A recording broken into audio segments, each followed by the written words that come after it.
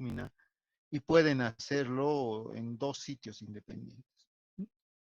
Las bases débiles y las sustancias no ionizadas eh,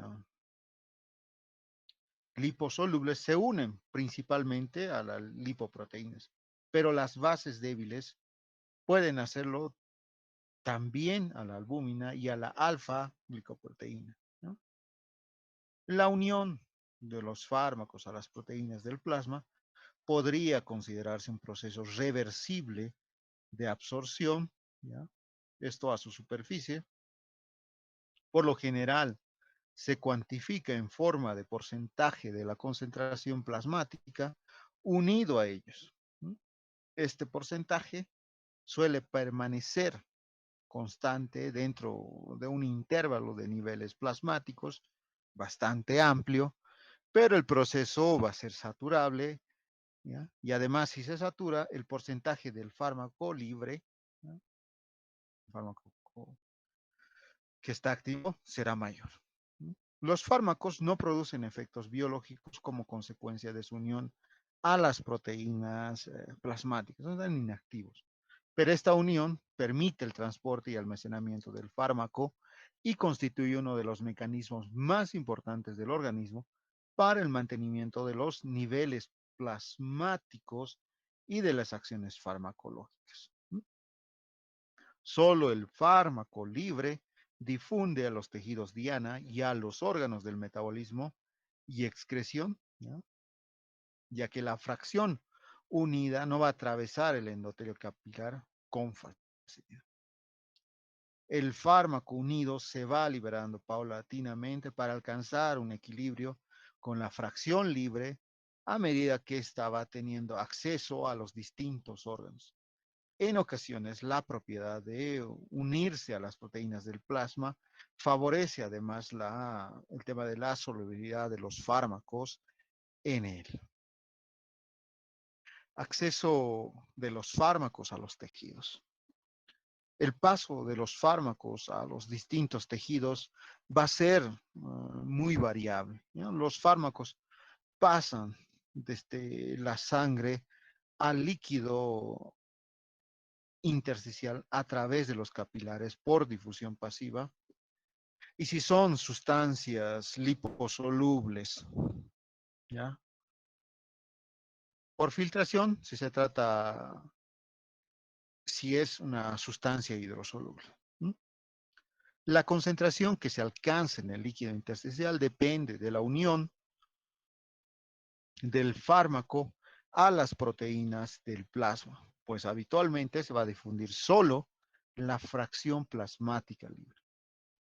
Ya hablamos de las membranas endoteliales, que son en principio muy permeables, pero la morfología de la pared capilar condiciona también la resistencia al paso, ¿no?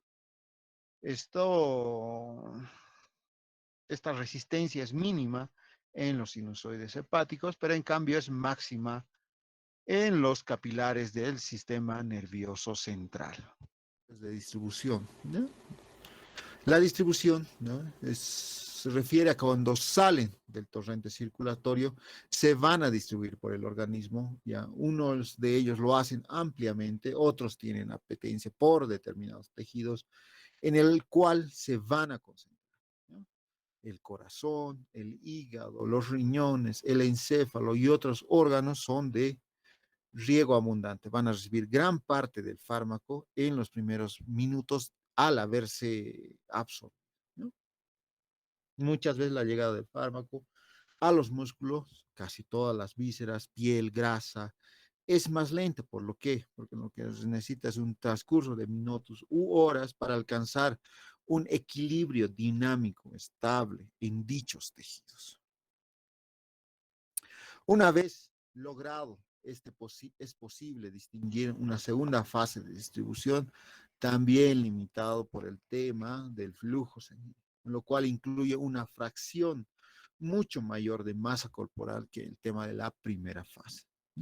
Las sustancias muy liposolubles, como son los barbitúricos, se van a concentrar en el tejido graso y las tetraciclinas en el hueso. Otros para penetrar en el sistema nervioso central, los fármacos han de atravesar la barrera hematoencefálica. Es una barrera natural muy importante que va a evitar el paso de la mayoría de los fármacos, ¿no? De las sustancias hacia el sistema nervioso central, ¿no? Eso es como manera de protección, ¿ya? Los fármacos no hiposolubles que penetran poco por las membranas muestran restricción en su distribución. En consecuencia, van a llegar en volumen insuficiente a sus posibles sitios de acción. La distribución, ¿no?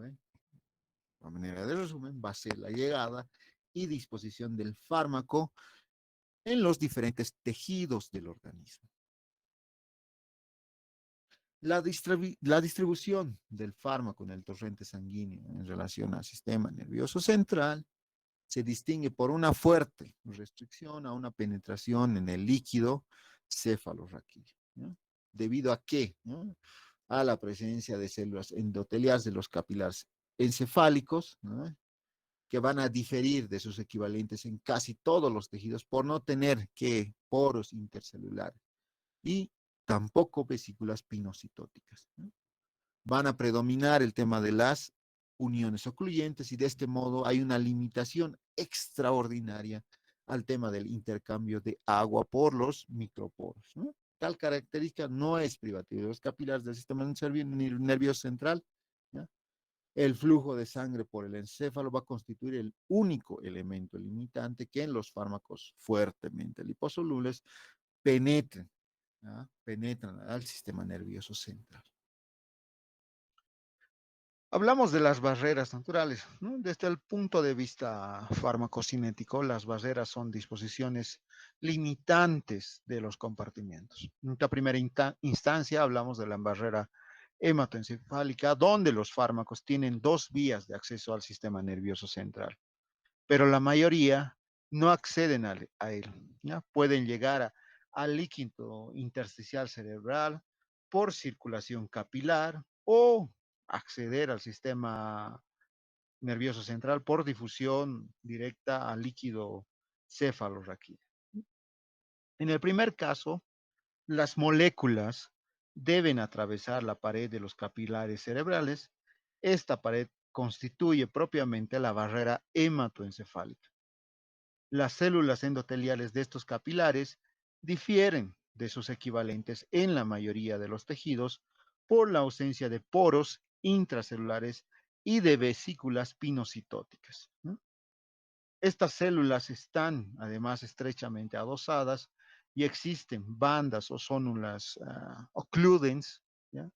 Que se van a cerrar de manera hermética al espacio intercelular. ¿Mm?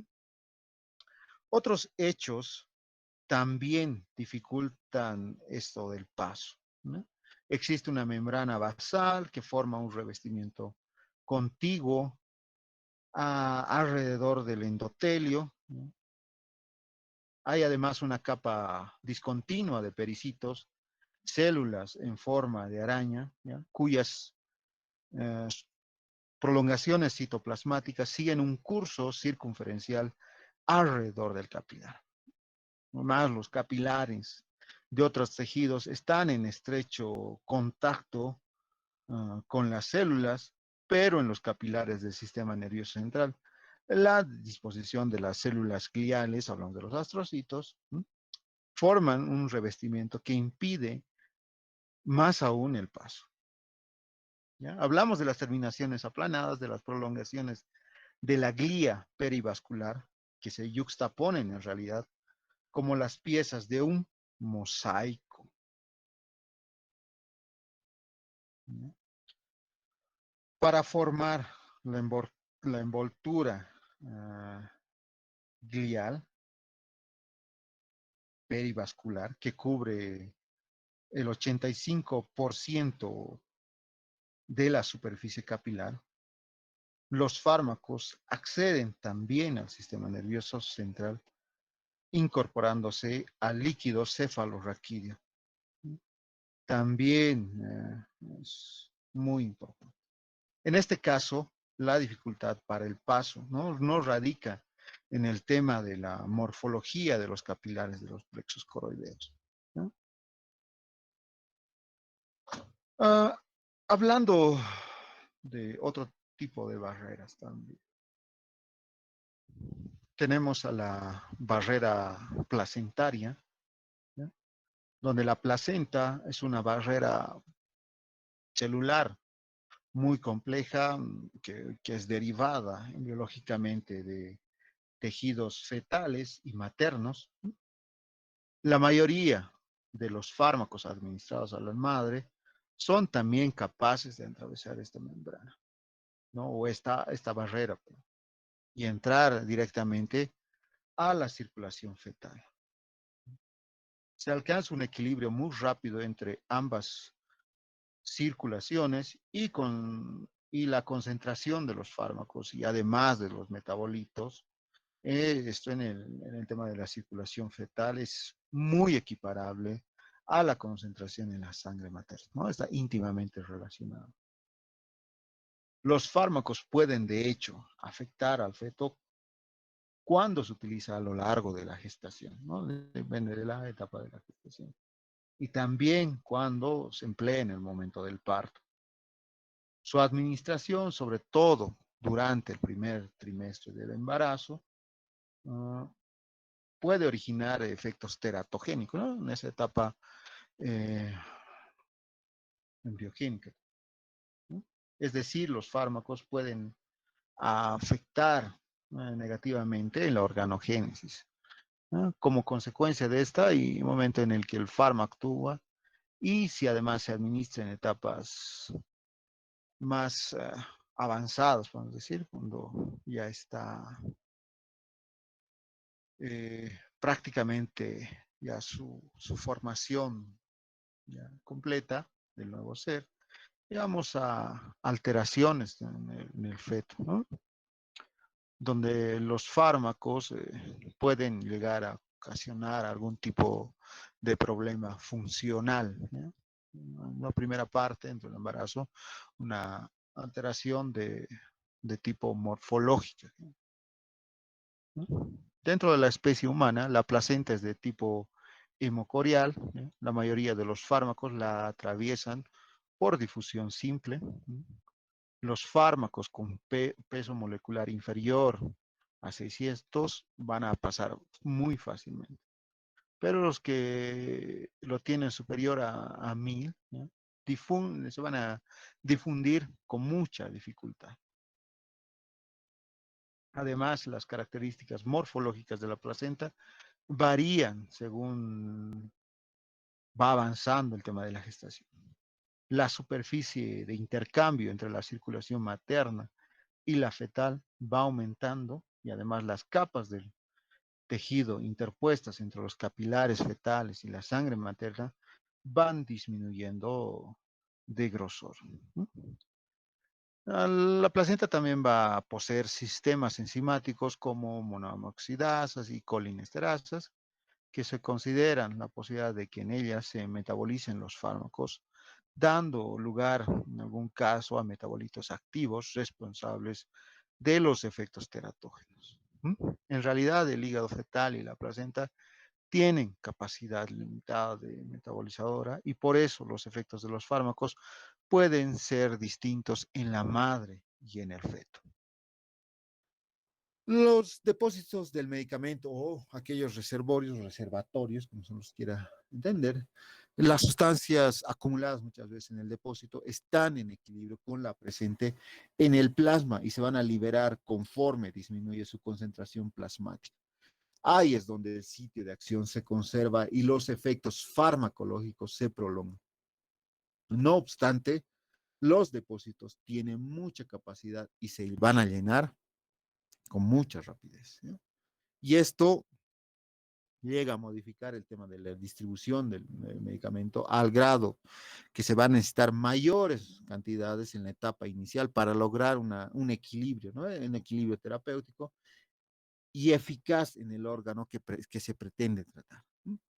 Las proteínas plasmáticas, ¿no? Muchos fármacos se ligan a proteínas del plasma, proteínas plasmáticas. Los fármacos ácidos lo hacen predominantemente con la albúmina y los alcalinos con la glicoproteína ácida, ya del total del fármaco.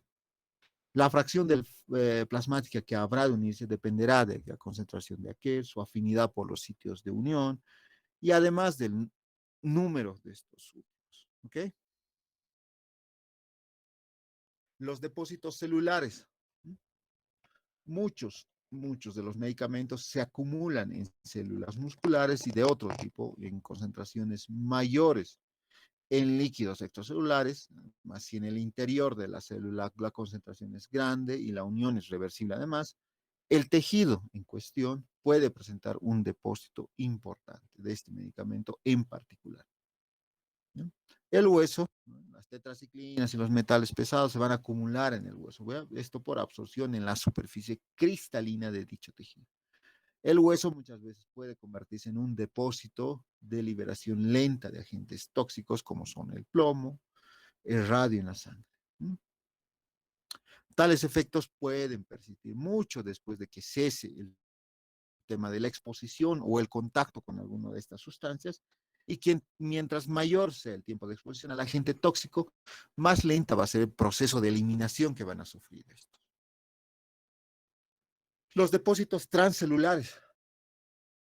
Los fármacos también epiteliales y se acumulan en los líquidos transcelulares. El principal tipo de depósitos son las vías gastrointestinales. Las bases débiles se van a concentrar de manera pasiva en el estómago, desde la sangre, y algunos medicamentos se van a secretar de manera activa en la bilis. ¿Ya? En dichos casos, si el fármaco se absorbe con lentitud después de haber sido ingerido, las vías gastrointestinales les servirán como tema de depósito. Cuando existe inflamación meningia, ¿no? La barrera hematoencefálica, ¿no? Que es la barrera natural que no permite que todas las sustancias pasen así por así, ¿no? En este caso, si hay una inflamación meningia, lo que sucede es que se vuelve más permeable y los fármacos lo van a atravesar de mejor manera. La barrera placentaria es otra barrera natural, pero no tan efectiva como es el sistema nervioso central. ¿No? Es otro obstáculo natural al paso de los fármacos de la madre al feto, ¿ya? Aunque los principios activos liposolubles la atraviesan con relativa facilidad. ¿Ya? Algunos fármacos pueden causar anomalías congénitas. Una idea más exacta es que el feto, por lo menos en cierta medida, está expuesto a todos los fármacos que la madre en algún momento, en sus diferentes periodos de gestación, recibe. ¿Sí? La distribución, este gráfico nos va a ayudar a entender de mejor manera, ¿no? A poder analizar. ¿Ya? Va a estar relacionado en primer paso, por ejemplo, podemos mencionar la unión de los fármacos a las proteínas plasmáticas, ¿no? Para que sean transportados a los tejidos, ¿no? Ya viene el segundo paso, ¿no? Distribución de las drogas a los diferentes órganos, a los diferentes tejidos, donde van a tener apetencia, ¿no? De llegar de mejor manera. ¿Ya? En algún caso van a tener que pasar, ¿no? La barrera natural, por ejemplo, la barrera hematoencefálica para llegar al líquido cefalorraquídeo, el sistema nervioso central, ¿no? Ese es un caso, ¿no? También hablamos de otra barrera que es si es mujer y además está gestante, ¿no? La barrera placentaria. Hay un tema que es importante que lo había mencionado, por ejemplo, los fármacos ácidos van a ser transportados por las proteínas como la albúmina, ¿no? Los fármacos básicos por otras proteínas como la alfa-glucoproteína ácida o las lipoproteínas. ¿No? Hablamos del cortisol y esteroides que van a ser transportados por la globulina de unión a esteroides, ¿no? Por la redistribución o depósito de fármaco. ¿No? Muchos de los casos las proteínas del plazo se van a convertir en cierta manera de depósitos reservorio para la acción a futuro de un fármaco. ¿No? Hablamos que lo van a redistribuir, lo van a dejar sí, a depositar en ciertos tejidos. ¿No? Los metales pesados, por ejemplo, hablando de estas sustancias, ¿no? En el riñón, hígado y vaso. La digoxina en el corazón, en el hígado, en el riñón. Y las tetraciclinas, al igual que los metales pesados también, en el hueso. Y esta ecuación, en la parte inferior derecha, podemos ver, ¿no? Lo que hace referencia a un fármaco inactivo y a un fármaco. Un fármaco inactivo hace referencia a la unión de la proteína más un fármaco, ¿no? No está generando ningún efecto. Un fármaco libre sí va a ser un fármaco activo. Y eso es lo que nos quiere decir este gráfico. La absorción, que ya lo explicamos, dejo el link en la cajita de descripciones, la distribución, que es de lo que vamos a hablar hoy, el metabolismo y la excreción. ¿Qué es la distribución? La distribución es el paso del fármaco de la circulación a los tejidos y células donde tiene que hacer su función. Para eso, pues es muy importante tener en cuenta tanto las propiedades del fármaco por una parte como también las propiedades de los vasos. Entramos entonces en las propiedades del fármaco. Será muy importante saber si ese fármaco es hidrosoluble o liposoluble para saber si puede atravesar con más o menos facilidad las estructuras vasculares, como también el tamaño, ya que cuando más tamaño y más ionizado esté, pues más difícil le será pasar de las estructuras vasculares a los tejidos. Y también será muy importante saber la unión a proteínas. Muchos fármacos de los que administramos se unen a proteínas. Esta unión a proteínas puede ser tanto a proteínas circulantes en plasma. Muchos de los fármacos se unen a la albúmina y lo que pasa es que al unirse a la albúmina no se pueden distribuir porque no pueden salir de la circulación. Por lo tanto, se encuentran en la circulación, es decir, hay fármaco en la circulación, es decir, en el cuerpo, pero no puede distribuirse, por lo tanto no puede llegar a su diana. Si la unión a proteínas es muy elevada, lo que crearemos será un reservorio de este fármaco que tardará más o menos en actuar. Por otro lado, también puede unirse a proteínas de tejidos, es decir, se puede unir tanto a proteínas como a los lípidos y los ácidos nucleicos de los tejidos.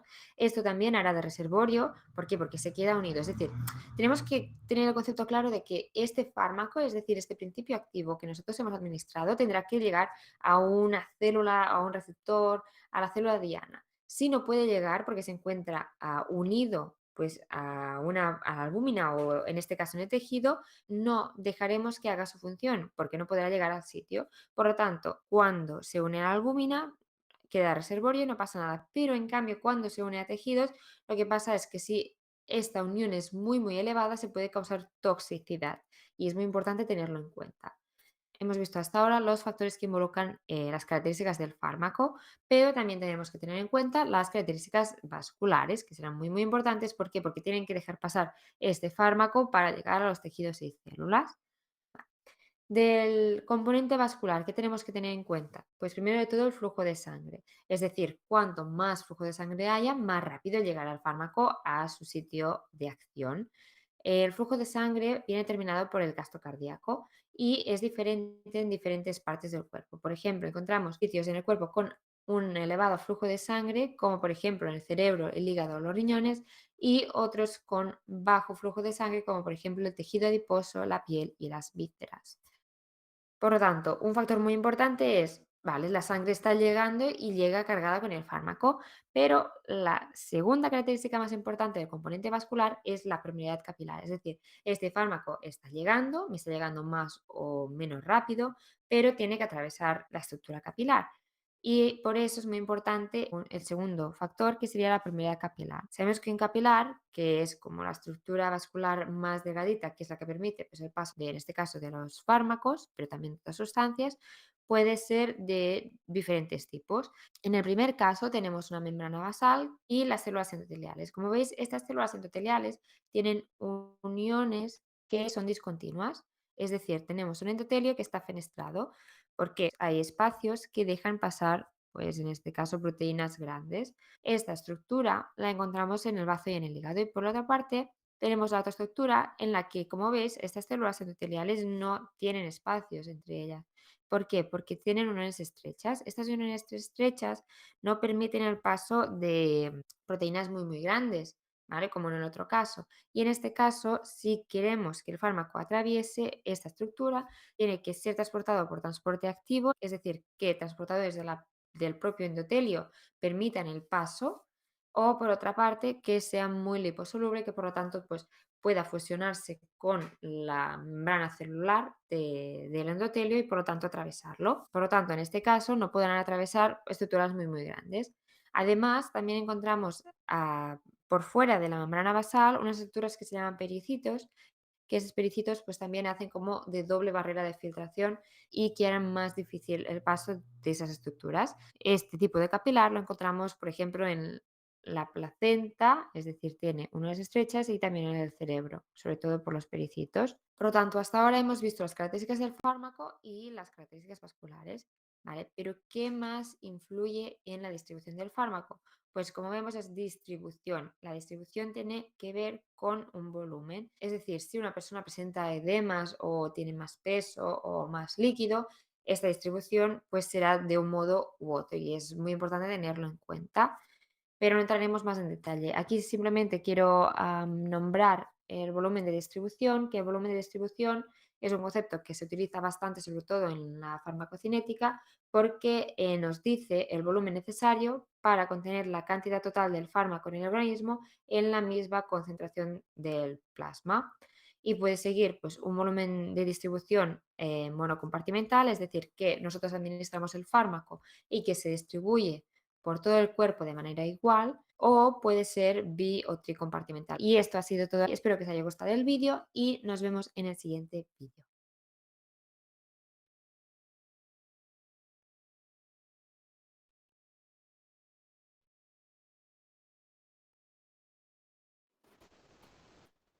Es importante mencionar que el metabolismo y la excreción, ¿ya? Que son los dos últimos procesos que vamos a revisar de la farmacocinética, van a estar ligados, ¿no?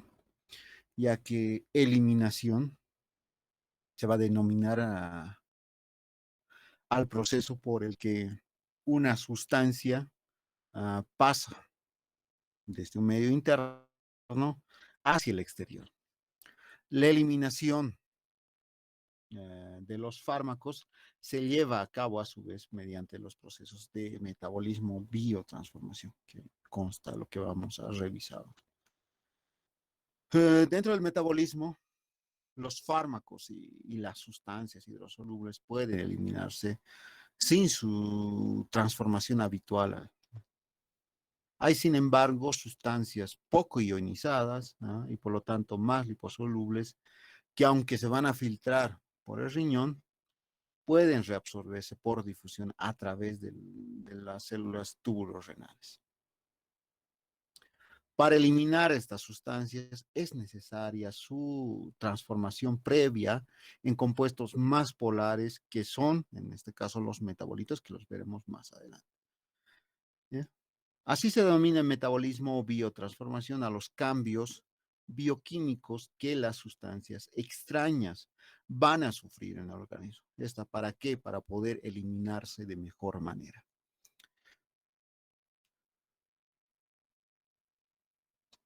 En general, el tema de los procesos de biotransformación se van a llevar a cabo en forma secuencial en dos fases o etapas. En la fase 1 se van a añadir sustituyentes a la molécula o se liberan grupos funcionales. En la fase 2, los compuestos endógenos poco liposolubles como el ácido glucurónico, ácido acético, ácido sulfúrico, aumentan de tamaño a la molécula y lo inactivan. Entonces, iremos viendo dentro de esos procesos, dentro de lo que sucede, Podemos entender el metabolismo, biotransformación o biotransformación como el proceso aquel, un proceso farmacocinético que comprende un conjunto de reacciones bioquímicas que van a producir modificaciones en la estructura química, esto de los fármacos, con el fin de transformarlo en metabolitos más fácilmente eliminables. Y la frecuencia, ¿no? Con la velocidad con la que el metabolismo de casi todos los fármacos a través de cualquier vía tiene un límite máximo, ¿no? Hay una limitación que va a ir mediada por la capacidad que se tiene. Sin embargo, a las concentraciones terapéuticas de la mayoría de los fármacos solo se encuentra ocupada una pequeña fracción de los sitios metabólicos enzimáticos, por lo que la velocidad del metabolismo aumenta al hacer la concentración, al hacerlo, ¿no? La concentración del fármaco.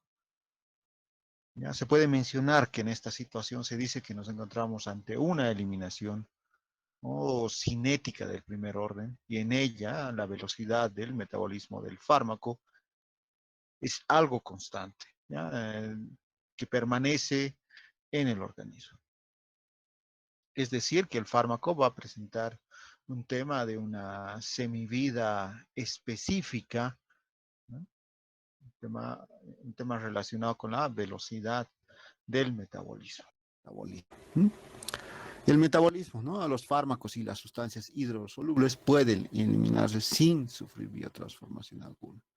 Sin embargo, ¿no? Sustancias poco ionizadas y por lo tanto más liposolubles, que aunque se van a filtrar por el riñón, pueden reabsorberse por difusión a través de las células túbulos renales. Esto para poder eliminar estas sustancias. Es necesario su transformación previa en compuestos más polares que son metabolitos. Tenemos ahí sustancias liposolubles, son metabolitos más hidrofílicos y mucho más fáciles de eliminar. Las reacciones de biotransformación o este proceso de metabolismo biotransformación van a generar metabolitos. Ese va a ser el producto de la metabolización, ¿no? Van a ser inactivos más polares y se van a excretar con mayor facilidad. Los metabolitos pueden tener actividad biológica, ¿no? O no la pueden tener. ¿Ya? También pueden presentar propiedades tóxicas, ¿no? Y eso lo vamos a ir analizando un poco más adelante, todo esto lo que tiene que ver con el metabolismo. El metabolismo biotransformación van a ser aquellos cambios bioquímicos que van a sufrir esas moléculas extrañas o esas moléculas exógenas, ¿no? En el organismo para poder eliminarse de mejor manera. El proceso de biotransformación se va a llevar a cabo en forma secuencial en dos fases o etapas, como ya lo había mencionado, ¿no? En la fase 1 se van a añadir sustituyentes a la molécula o se liberan en ella grupos funcionales que aumentan su ionización e hidrosolubilidad. En este caso, las reacciones de esta fase son reacciones no sintéticas que pueden producir activación, cambio de actividad o inactivación del compuesto original. En la fase 2, los compuestos endógenos poco liposolubles como el ácido glucurónico, ácido acético o ácido sulfúrico aumentan de tamaño de la molécula. Con ello, lo que se busca es inactivar el fármaco y también se va a incrementar el tema de la hidrosolubilidad. ¿Ya? Y en la fase 2 solo se van a producir reacciones de síntesis o conjugación. Estos procesos, ¿no? Los que tienen que ver con biotransformación microsomal, ¿ya? Asociado al sistema enzimático más utilizado es el metabolismo de los fármacos, ¿ya? Que va a estar constituido por enzimas oxidativas del retículo endoplásmico liso hepático. La liposolubilidad es un requerimiento importante para que un fármaco sea metabolizado por los microsomas hepáticos, ¿ya? Pues la molécula debe acceder a las membranas que lo conforman. Las enzimas oxidativas allí presentes utilizan una molécula de oxígeno para cada molécula de fármaco, ¿ya? Entonces, eso de la biotransformación va a tener dos lugares, ¿no? Una biotransformación microsomal y una biotransformación no microsomal, ¿ya? Continuando hablando de la biotransformación microsomal, ¿no? Las enzimas que van a actuar se denominan por ello oxidasas, ¿eh? De función mixta o monoxidasas. ¿Eh? La oxidasa terminal es una hemoproteína especial denominada citocromo P450, ¿ya? Que va a fijar la capacidad de biotransformación de un sistema. ¿Eh? En algún caso, la lipofilia favorece también la unión de los fármacos al citocromo P450. ¿Eh? Este proceso se va a llevar a cabo mediante un complejo ciclo catalítico, ¿no? Hablamos de lo que viene a ser la biotransformación no microsomal, ¿ya? La biotransformación no microsomal de los fármacos se produce también principalmente en el hígado, ¿ya? pero también en el plasma y otros tejidos. Todas las conjugaciones de los fármacos, aparte de la formación de glucurónicos, están catalizados por enzimas no microsomales. También el caso, ¿no?, de algunas oxidaciones, reducciones y reacciones de hidrólisis van a estar catalizadas por enzimas no microsomales. El metabolismo va a tratar de englobar todo este proceso en este gráfico. La activación del profármaco al fármaco, o la inactivación del fármaco al metabolismo, ¿no?, que es el producto de la metabolización para poder eliminarlo de mejor manera, ¿no? Ahí va a encontrar el citocromo P409, todo el complejo es, ¿no? Va a constituir de dos fases. En la fase 1 va a corresponder a reacciones no sintéticas. ¿Ya? En esta, las reacciones químicas que van a intervenir conducen a la inactivación o a la activación de drogas, ¿no?, dependiendo del proceso. En la fase 2 corresponde a reacciones sintéticas, ¿no? Las reacciones químicas que van a intervenir llevan por lo regular a la inactivación de las drogas, ¿ya? Esto en la fase 2 va a ser de conjugación, ¿ya? Dentro de los procesos de la fase 1, ¿no?, mediados por aquellas enzimas, ¿no?, como las oxidadas, reductasas y las esterasas, ¿no? Hablamos de la oxidación, donde se va a surgir el tema de la adición de oxígeno o pérdida de hidrógeno, ¿ya?, mediadas por esta enzima, las oxidasas. La reducción, que va a estar asociada al tema de la pérdida de oxígeno o adición de hidrógeno, que van a ser las reductasas, las actuantes de estas enzimas. La hidrólisis, que va a ser la descomposición de una sustancia por intercambio de agua, van a actuar las esterasas. Y ahí en la fase 2, como habíamos dicho, es un proceso de conjugación, va a ser una combinación de una droga con otras sustancias formadas en el organismo mediadas por la glucoroniltransferasa. Nos va a dar el proceso de metabolismo.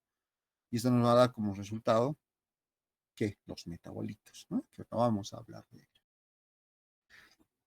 Una vez que se ha cumplido su función, ¿no?, que ha cumplido su función, ¿no?, su fin, los fármacos deben ser eliminados del organismo. Las transformaciones químicas que sufren los fármacos en el organismo es lo que se conoce con el nombre de metabolismo o biotransformación, ese proceso, ¿no? El principal órgano de metabolización de fármacos es el hígado, ¿no? Los productos que aparecen como consecuencia del metabolismo se llaman metabolitos. Y estos metabolitos pueden ser de distintos tipos, ¿no? Inactivos y atóxicos y activos, o, en su caso, tóxicos. Cuando decimos que son inactivos y atóxicos, ¿no?, cuando la mayoría de los fármacos van a dar lugar a la aparición de metabolitos que no tienen actividad farmacológica ni van a producir toxicidad.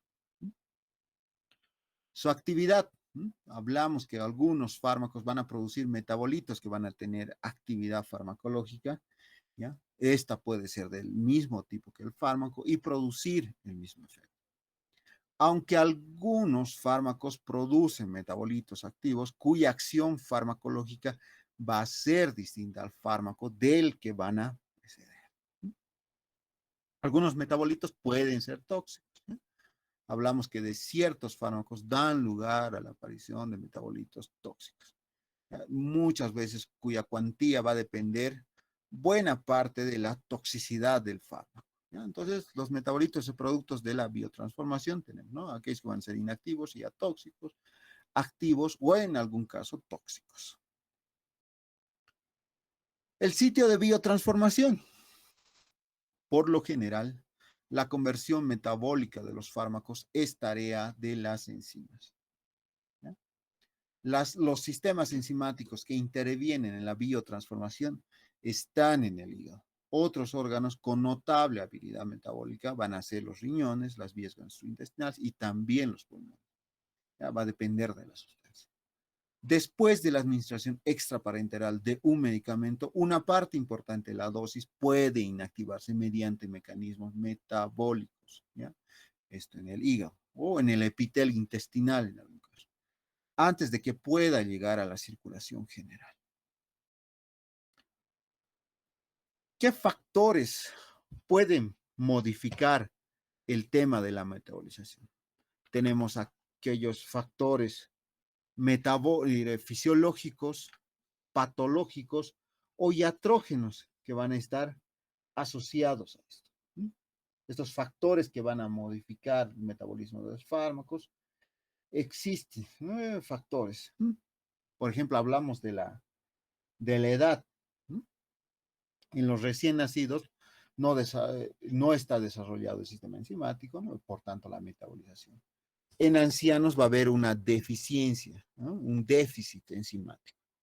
Por ejemplo, a las 8 semanas de la concepción se aprecian ya los procesos de oxidación en el microsoma hepático, ¿no? La capacidad biotransformante del feto va aumentando a lo largo de la vida intrauterina, ¿no? El aumento sigue un curso regular, ¿no? No solo en relación con el tipo de reacción metabólica, sino dentro de una misma reacción, ¿no? Con el tipo de sustrato y el órgano, ¿no? Que está haciendo estudiar. En el momento del parto, la capacidad biotransformante es todavía claramente inferior a la del adulto. Y en el prematuro, la inmadurez es todavía mucho mayor. Cabe citar, por ejemplo, que en el síndrome de Gris-Por con fericol, ¿no? Como consecuencia del déficit de la glucuroniltransferasa, ¿no? Aquí encima que actúa en la conjugación, ¿no? Y esta se va a presentar en el recién nacido, la capacidad de biotransformación aumenta luego durante los primeros meses de vida postnatal, ¿no? Siendo variable esta de la presencia de la cuantía de las enzimas muy variable. Los mecanismos de biotransformación en los que los ancianos son también imperfectos y los fármacos fácilmente pueden ocasionar toxicidad en ellos. El tema de la masa hepática disminuye con la edad. Por ende, la dotación enzimática y la capacidad de respuesta a los inductores enzimáticos son también menores en los ancianos. La biotransformación es además menor en los ancianos. ¿Por qué? Existe una reducción del flujo hepático. Se puede mencionar que a partir de los 25 años el flujo sanguíneo hepático disminuye cada año un 0,5 al 1,5%. Esto implica que un individuo de 65 años presenta un descenso del flujo del 40 al 45%. Esta clara reducción en la función renal que presenta la mayoría de los ancianos también colabora a la toxicidad de los fármacos. El sexo también es otro factor, ¿no?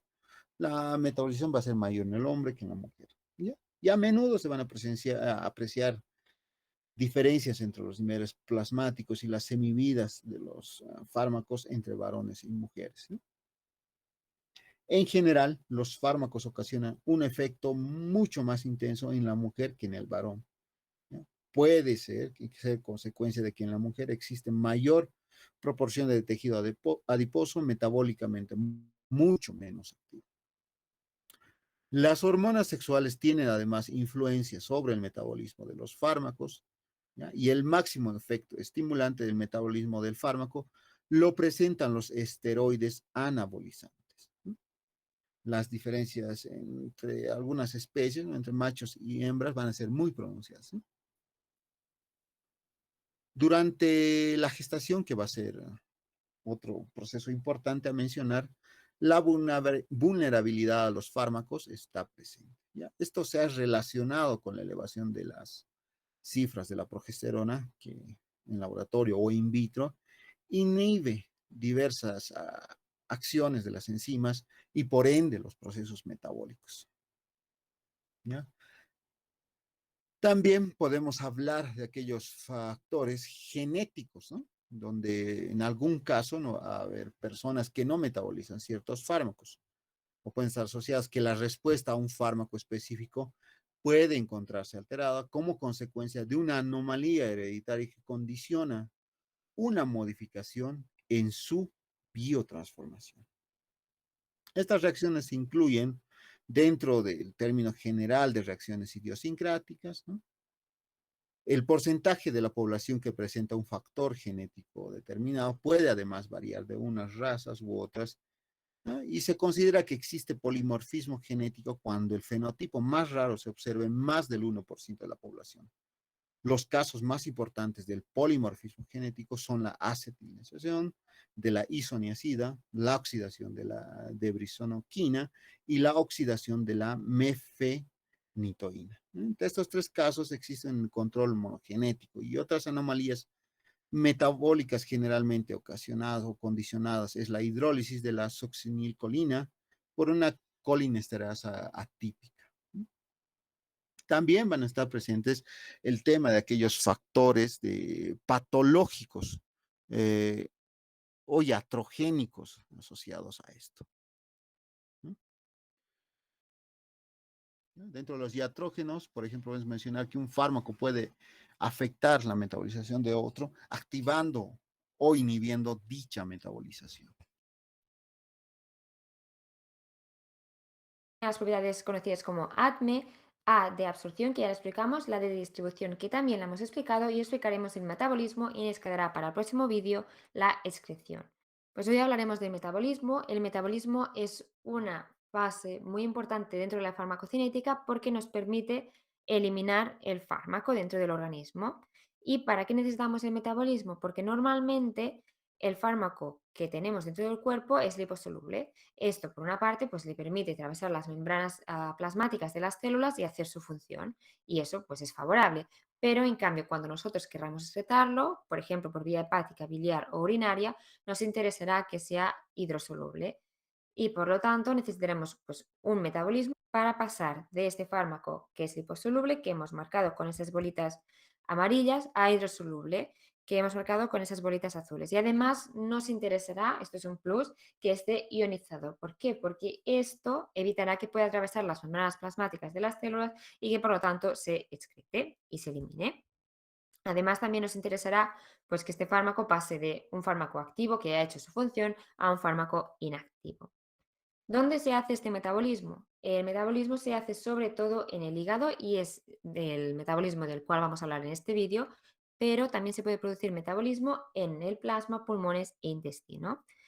El metabolismo del hígado es súper fácil porque consta de dos fases y estas fases tienen el nombre de fase 1 y fase 2. Fácil. Entraremos dentro de la fase 1. En la fase 1 lo que hacemos es coger este fármaco liposoluble y nuestro objetivo será aumentar la polaridad. Tenemos tres reacciones principales que se pueden hacer en esta fase 1: la oxidación, la reducción y la hidrólisis. La reacción más importante suele ser la de oxidación, que es llevada a cabo por las enzimas citocromo P450. Estas enzimas son una superfamilia de enzimas que contienen un grupo hemo y están localizadas en el retículo endoplasmático liso de las células hepáticas. Esas permiten, pues como vemos aquí, obtener un fármaco oxidado a través de esta reacción. La reacción de reducción y la de hidrólisis se hacen en el citoplasma de los tejidos. La reacción de hidrólisis, como su nombre indica, pues lo que hacemos es una excisión de enlaces mediante la adición de grupos de agua.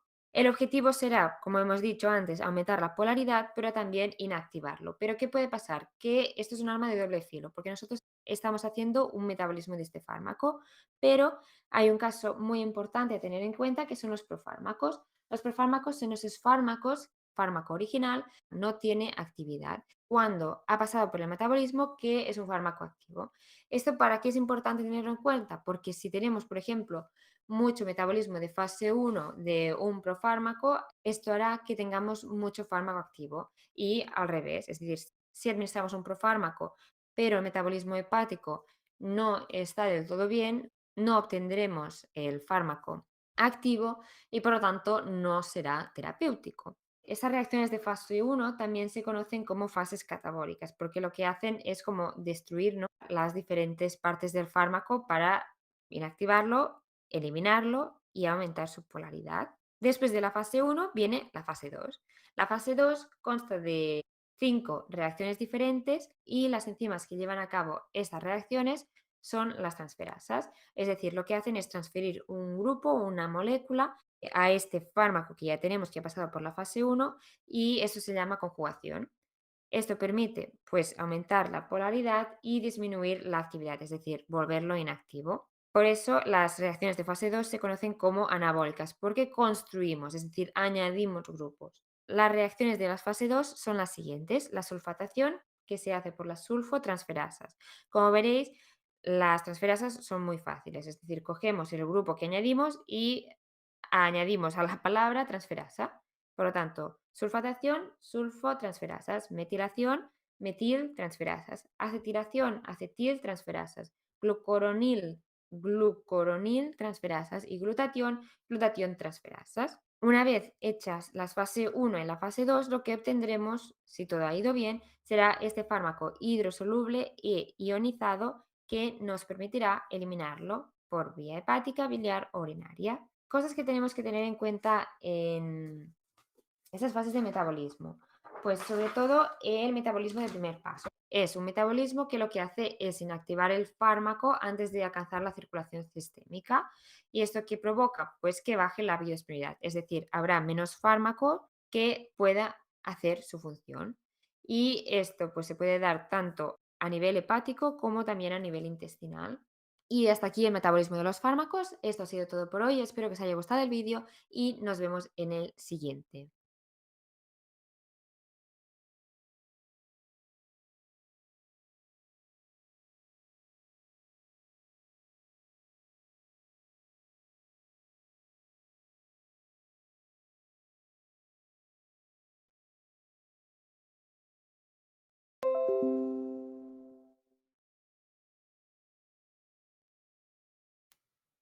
Vamos a darnos un par de minutitos para continuar ya con la última parte que viene a ser de excreción dentro de este proceso que es la farmacocinética. Un par de minutitos nos daremos, estiradita, y continuamos.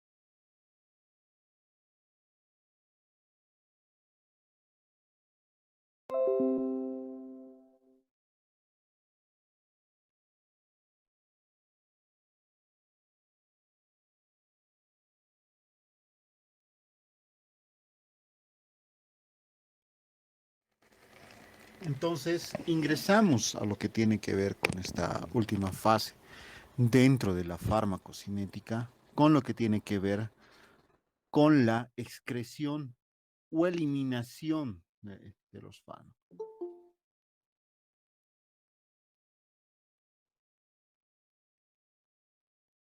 ¿Ya? Dentro de este proceso se va a denominar excreción de fármacos a la salida de estos y de sus metabolitos desde el sistema circulatorio hacia el exterior del organismo, ¿no? Las vías de excreción principales, ¿no?, van a ser el riñón, el pulmón y el sistema hepatobiliar. El riñón es el órgano más importante para la excreción de la mayoría de los fármacos. Y el pulmón lo es para el tema de los gases y fármacos volátiles, ¿eh? Las sustancias excretadas eliminadas en las heces fecales son principalmente fármacos ingeridos no absorbidos o metabolitos excretados en la bilis y que no son reabsorbidos en el tubo intestinal, ¿no? Las vías de menor cuantía son las glándulas salivales, el estómago, el intestino, el colon, las glándulas sudoríparas, la mama y las glándulas lagrimales, además del pelo y la piel.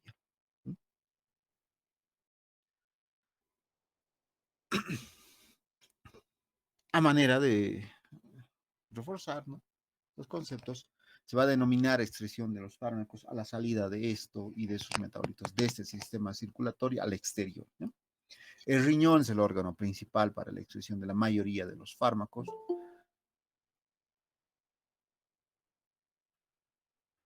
Las vías de menor cuantía, ¿ya?, van a ser las glándulas salivales, el estómago, el intestino, el colon, las glándulas sudoríparas, la mama, las glándulas lagrimales, el pelo y también la piel.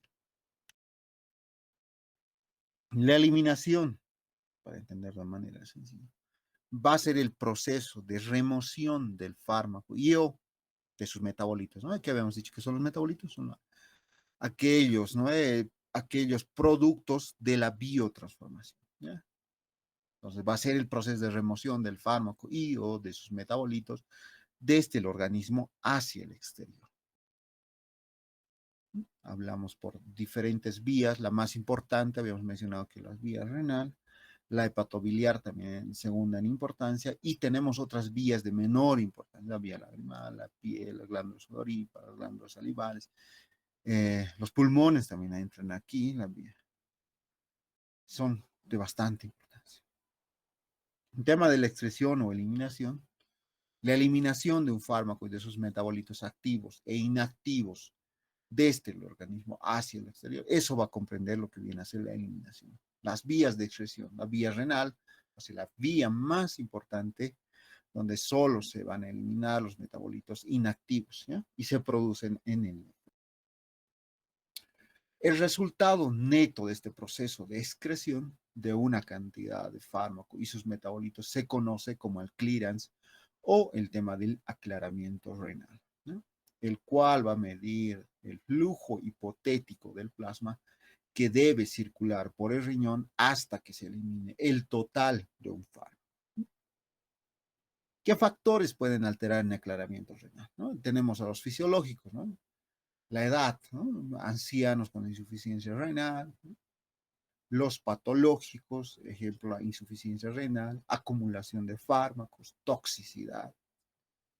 Los diatrógenos, ¿no?, un fármaco, ¿no?, puede alterar la excreción renal de otro, ¿no?, como ya habíamos hablado también en el tema del metabolismo. La vida media o semivida de un fármaco, ¿no?, es el tiempo que va a tardar la concentración de un fármaco en caer a la mitad de su valor inicial. Es útil para calcular cuánto tiempo va a tardar un medicamento en ser eliminado esto del organismo, ¿no? Muchas veces se considera que debido a que el fármaco es constantemente eliminado, ¿no?, se debe administrar reiteradas dosis cada cierto tiempo para alcanzar un estado de equilibrio en el que mantenga el efecto terapéutico. mucho de referencia, por ejemplo, la cinética de la eliminación es muy parecida a la cinética de la absorción. La constante eliminación y semivida, ¿ya? Y está relacionada con la velocidad con la que los fármacos se eliminan del organismo en función de una constante, se va a denominar constante de eliminación. Esta constante va a indicar la probabilidad de que tiene una molécula de poder eliminarse en la unidad de tiempo, ¿no? La constante de eliminación expresa habitualmente la eliminación total del fármaco del organismo, englobando todos los procesos de eliminación. Sin embargo, puede hablarse de una constante de eliminación propia de cada uno de estos mecanismos, ¿no? La constante de eliminación es, por lo tanto, la suma de las constantes individuales del metabolismo farmacológico y además de la excreción, ¿ya? La vida media o semivida de un fármaco, donde los medicamentos no van a tener un efecto 2 o 3 tiempos de vida media después de la última dosis. El medicamento se va a eliminar totalmente a los 5 tiempos de vida media, ¿no? El tiempo de vida media es directamente proporcional al volumen de distribución. Si se decide en algún caso incrementar la dosis, van a transcurrir aproximadamente 4 tiempos de vida media antes de que se pueda alcanzar el nuevo estado de equilibrio. Lo mismo va a ocurrir si se decide administrar una dosis menor. El tiempo de vida media es independiente del tema de la dosis. Vías de excreción. La más importante, habíamos dicho que es la renal, ¿no? Pero tenemos otras vías, como tenemos la excreción biliar. ¿No? El fármaco se metaboliza en el hígado, va a pasar al sistema biliar, luego al intestino y es eliminado por las heces, ¿no? La excreción pulmonar. ¿No? Algunos fármacos se van a eliminar por la respiración, como es el caso del alcohol, los anestésicos generales, etc. La excreción por la leche materna, ¿no? La diferencia, hay fármacos que pueden pasar al lactante y producir los temas de toxicidad. Otros, el sudor, la saliva, descamación de piel, las sudoras, los granos lagrimales y demás, ¿ya? Donde se puede eliminar un fármaco.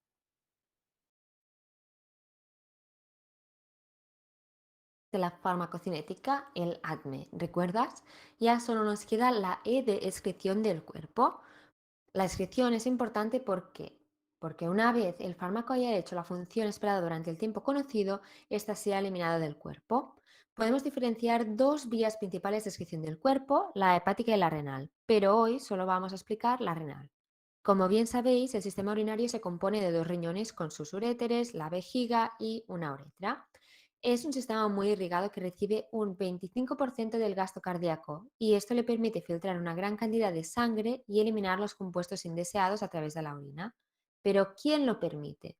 Podríamos decir que los que trabajan dentro del riñón se conocen como nefronas, de la que ahora vamos a ver un dibujo.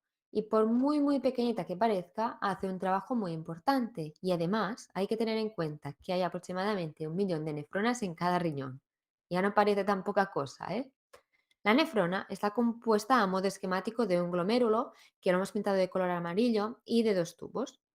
Un túbulo es el túbulo colector, que es el que transporta el contenido de diferentes nefronas del córtex a la médula del riñón, que sería la zona central para así producir la orina concentrada. Estos dos componentes se conectan mediante un túbulo que a su vez está dividido en túbulo contorneado proximal, asa de Henle descendente porque primero baja y ascendente porque luego sube, y túbulo contorneado distal. Las diferentes partes harán funciones diferentes, ya lo veremos en otro vídeo. Por hoy, lo que nos importa es qué hace la nefrona en la farmacología, y es que se dan tres procesos importantes que se encuentran en estos componentes. En primer lugar, tenemos la filtración glomerular, que como su nombre indica, se da en el glomérulo. La sangre llega al glomérulo a una determinada presión y esto, junto a las fuerzas de Starling, permite que pasen las moléculas dentro de la nefrona y hay otras que no pasarán. ¿A qué se debe esto? Esto se debe a que el glomérulo posee una especie de filtro que permite el paso de moléculas pequeñas de bajo peso molecular y también está cargada, por lo que según la carga de la molécula tendrá más o menos facilidad para pasar.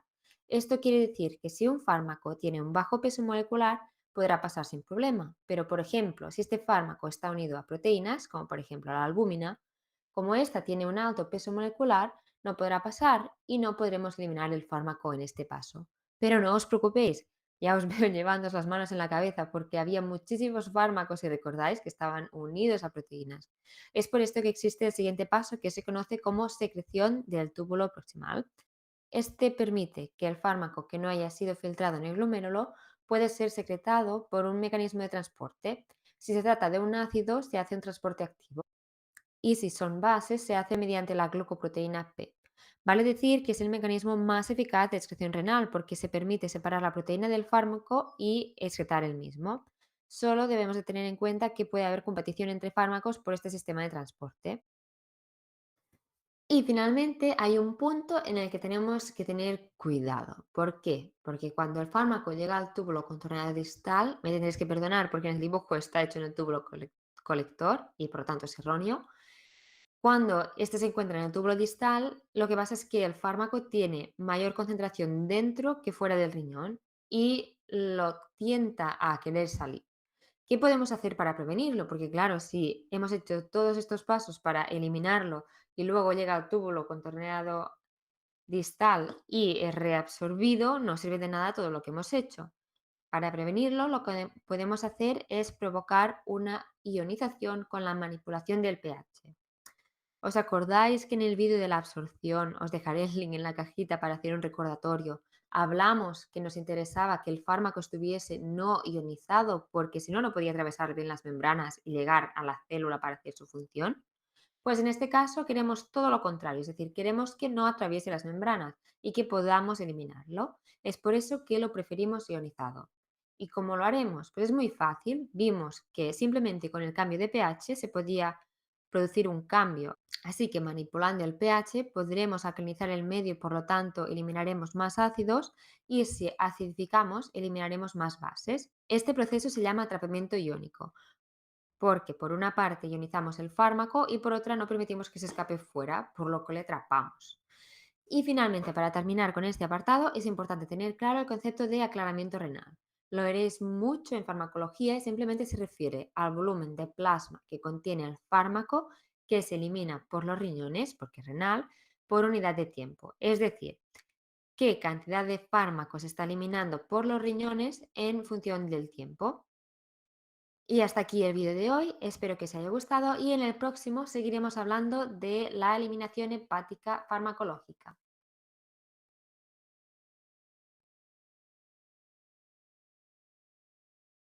Hepato biliar. Como vimos en el vídeo del metabolismo, el fármaco para eliminarse primero necesita ser hidrosoluble y por eso tiene que pasar un proceso de fase 1 y fase 2 en el hígado, principalmente para hacerlo más polar y poderlo eliminar. Y nos quedamos aquí. Pero luego, ¿qué pasa? Pues con el fármaco ya preparado para ser excretado, lo que nos interesa es que vaya para abajo y que no vuelva a subir. Por eso lo guardamos en la vesícula biliar.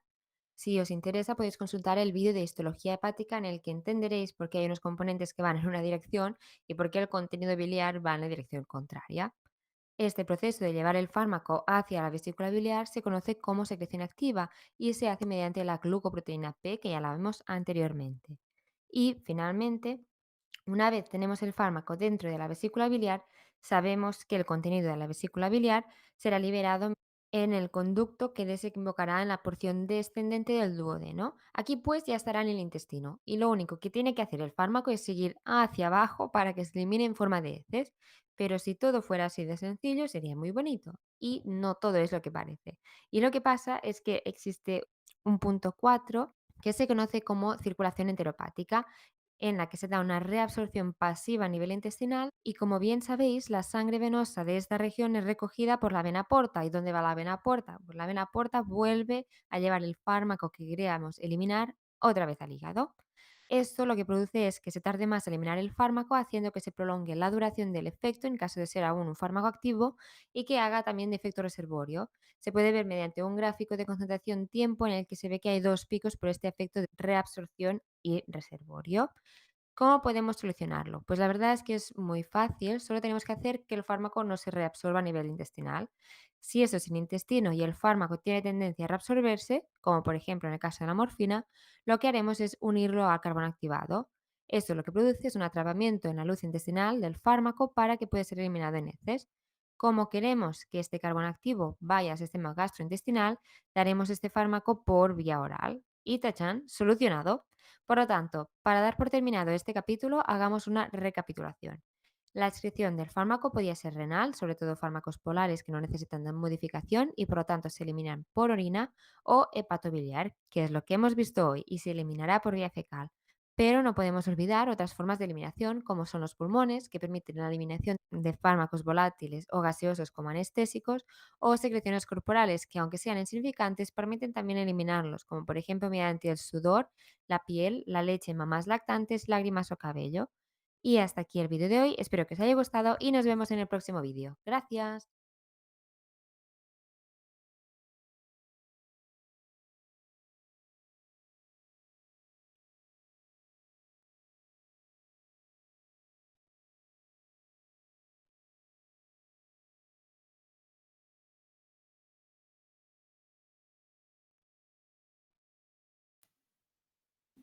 Hasta este punto es lo que corresponde el tema de la farmacocinética. Vamos a entrar a ver un poquito de lo que va a ser la farmacodinámica, el otro proceso que básicamente les iba mencionando, que tiene que ver con lo que el fármaco le va a hacer al organismo, ¿no? Y hemos visto todo lo que viene a ser la farmacocinética, que tiene que ver con lo que el organismo le hace al fármaco, ¿no? Con su diferente paso que ha tenido por diferentes procesos dentro del organismo, ¿no? Hemos hablado de la absorción, de la distribución, del metabolismo y de la excreción. ¿Ok?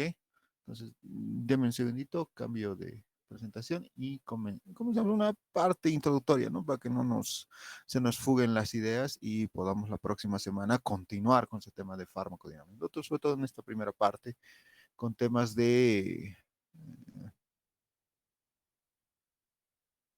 receptores, ya que es una parte importante dentro de la farmacodinámica.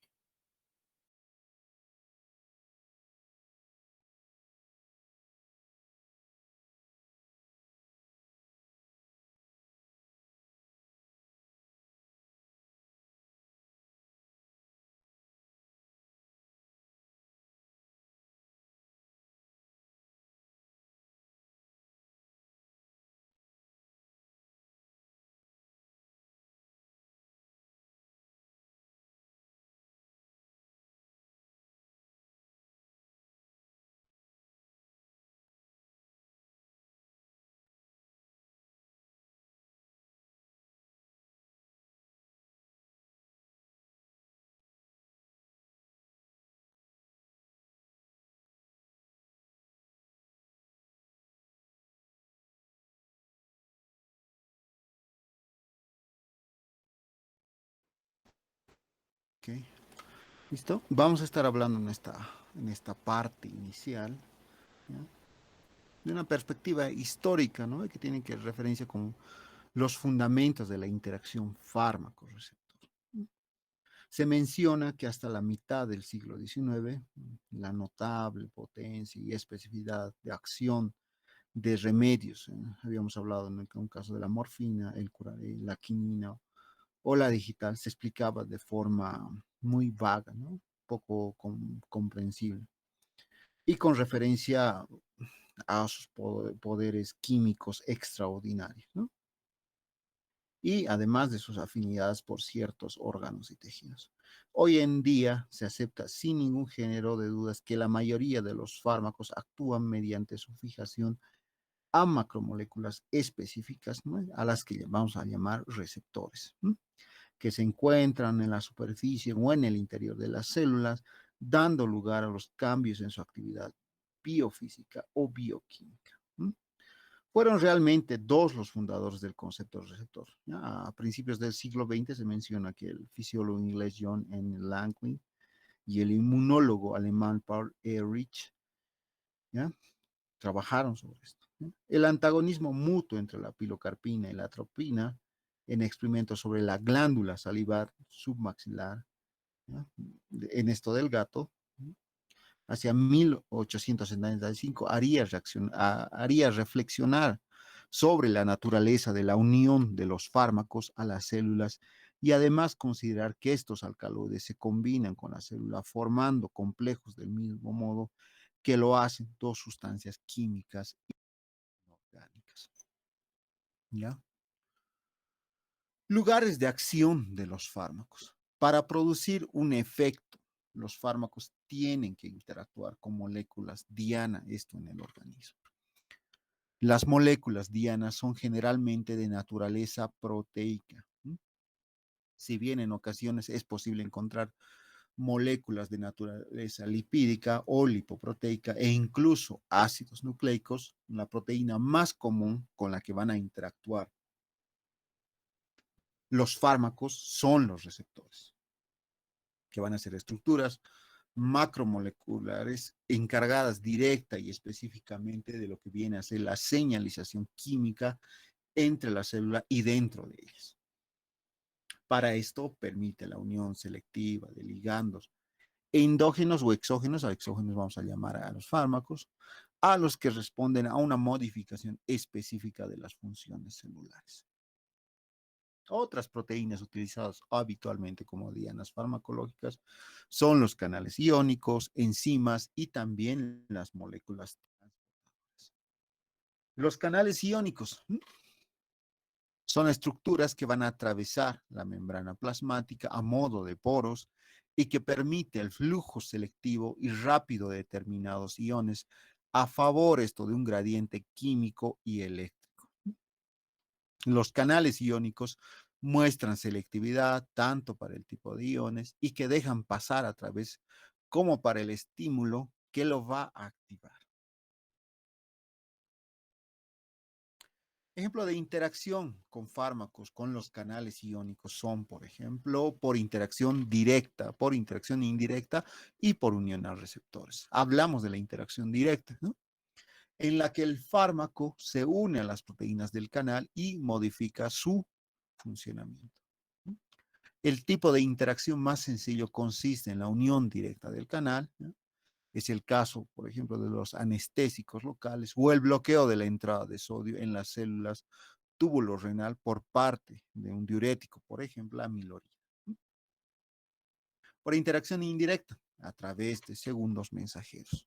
Por unión a receptores, en el caso de canales operados por transmisores.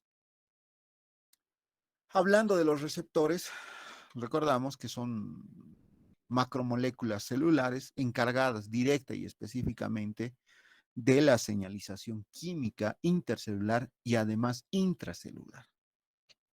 Para esto, el receptor, además de poseer un componente de fijación y reconocimiento selectivo de moléculas, interactúan con el efector, ¿ya? Que va a ser el elemento responsable de la respuesta biológica. De acuerdo a esto con la estructura molecular y la naturaleza de los mecanismos de transducción, ¿ya? Donde se van a distinguir 4 superfamilias que varían. Esto depende de su localización. En la membrana plasmática vamos a tener receptores asociados a canales iónicos o inotrópicos, ¿eh? Que van a ser receptores acoplados directamente a un canal iónico y sobre los que van a actuar algunos tipos de neurotransmisores, los neurotransmisores rápidos, lo vamos a conocer. Se trata de los canales iónicos operados por receptores definidos. Hablamos de otros receptores acoplados a proteína G, los CDTM, o metabotrópicos, ¿eh? Que son receptores con 7 segmentos transmembrana, ¿no? Que se acoplan a los sistemas efectores por medio de una proteína G, que va a ser un factor importante ahí. En este tipo se encuentran los receptores de muchas hormonas y además de otro tipo de neurotransmisores como son los neurotransmisores LEN. Los receptores catalíticos, que son receptores con un segmento transmembrana que van a integrar un sistema intracelular enzimático, que pueden ser, ¿no? Que suele ser tirosidasa, ¿ya? Que van a incluir los receptores, por ejemplo, de la insulina, varias citocinas y factores de crecimiento, entre muchos otros. Los receptores intracelulares, hablamos de los nucleares, ¿eh? Son proteínas intracelulares solubles de localización en el núcleo, aunque en ocasiones se encuentran en el citosol. Los receptores de hormonas esteroideas, de hormona tiroidea, de retinoides y de vitamina D pertenecen a este grupo. El receptor farmacológico, de manera de conglomerar ideas, pueden estar ubicados en la membrana celular o intracelularmente. ¿Ya? Esto en el citoplasma o membranas intracelulares. ¿Cómo va a surgir esta interacción? ¿No? Va a haber un fármaco que se va a unir a un receptor y va a desencadenar una acción farmacológica. En otro caso, va a haber un fármaco que se va a unir, va a formar un complejo fármaco-receptor, va a accionar a los segundos mensajeros y estos van a inducir a una acción farmacológica. ¿Y qué características van a tener esta interacción fármaco-receptor o este complejo fármaco-receptor? Y dos cosas importantes, dos conceptualizaciones importantes a mencionar para que podamos entender posteriormente el tema de fármaco agonista o antagonista. Hablamos de la afinidad como aquella capacidad de unión entre un fármaco y un receptor en específico. ¿Sí? Aquella eficacia o actividad intrínseca va a ser la capacidad para producir una acción fisiofarmacológica. Los sitios de fijación inespecíficos. Se menciona que en las organelas existen numerosas moléculas capaces de asociarse al fármaco, ¿ya? Pero no todas estas asociaciones pueden provocar una respuesta celular, ¿no? Ya que la molécula aceptora no es modificada por el fármaco, ¿ya? Esto para repercutir en el resto de la célula o bien porque la función de la molécula receptora no es suficientemente importante para provocar un cambio en la célula. A esto se va a llamar, denominar sitios de fijación inespecíficos.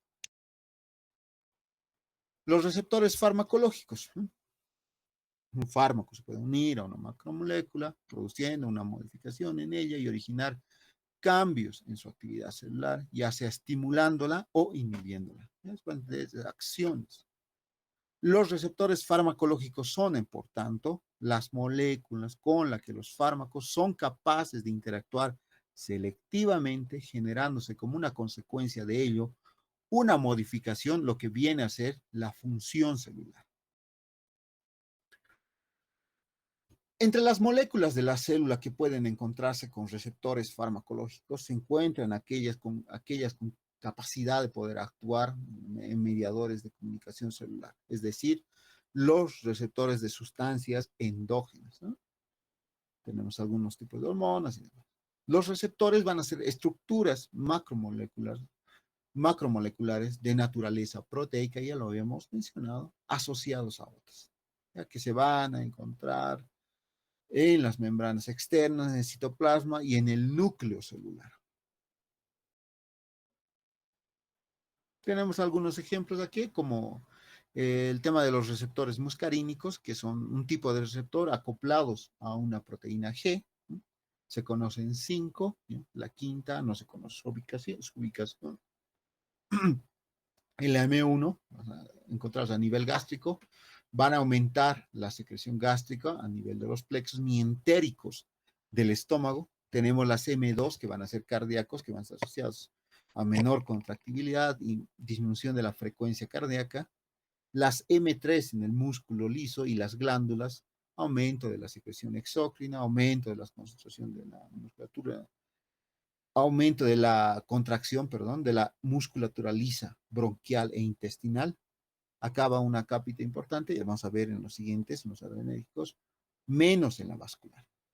En las M4 hablamos del endotelio y del útero, nos van a encontrar, y van a producir vasodilatación arterial. Hablamos de los receptores adrenérgicos, ¿no? Que van a pertenecer al grupo de receptores acoplados también a una proteína G. Tenemos los alfa 1, la contracción del músculo liso vascular, lo que nos faltaba mencionar, ¿no? Las alfa 2, el control presináptico de liberación. Las beta 1, estimulación del músculo liso cardíaco, ¿eh? Contrario a la acción de algunos músculos. Las beta 2, relajación del músculo liso vascular y además bronquial.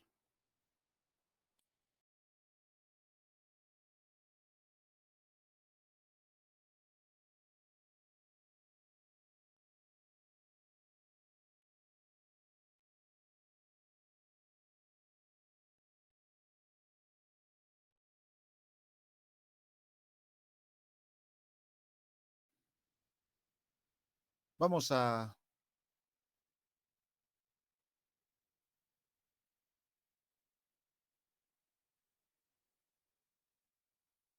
quedar hasta este punto. Vamos a verlo acá, no quiero avanzar un poco más. Ya, como se iba mencionando, hemos revisado la parte que tiene que ver con farmacología básica, la parte de la farmacocinética, que es muy importante. También revisando aquellas ideas que viene a ser la farmacodinámica, aquellos elementos esenciales, ¿no? De los receptores y algunas características en específico que volveremos a revisar, ¿no? Que es importante entender cuándo sucede una interacción fármaco-receptor, esto dentro de la farmacología. ¿Ok? Entonces vamos a quedar en este punto. No olviden la actividad que les dejé el día de ayer. Eh, revísenlo, como me han hablado el día de ayer, les he dado chance hasta el día miércoles que me puedan ir presentando ya, pero solamente por esta única vez. Justamente el día de ayer ya tenían que entregarme, pero les he dado esa extensión hasta el día miércoles que me pueden entregar, ¿no? Son los temas que hemos visto la pasada semana, ¿no? Sobre generalidades, conceptos generales, un poco de historia, una mención a las áreas de la farmacología, la farmacognosia y demás cositas que hemos ido viendo la pasada semana, ¿no? Obviamente de esta semana haremos otra actividad el día sábado, sí, para el sábado está programado, entonces de esa manera estaremos trabajando, ¿ok? Que tengan que- Doctor, no se olvide de enviarnos unos pequeños resúmenes que tenemos, dijiste, ¿no, doctor? Por Ok, favor. ok, voy a Sí, sacarme muchas tiempo. gracias, doctor. Ya, Ok, ok, listo. Que tengan buena noche y nos vemos el día sábado. Ok, ya, gracias, doctor. Ya. buenas Dale, noches, descansen. buenas noches. Hasta luego, hasta luego. Descansen, descansen. Oh, cansado. Mm. Doctor, buenas noches. Dígame. Doctor, ayer mi persona, bueno, va a ser puro personal.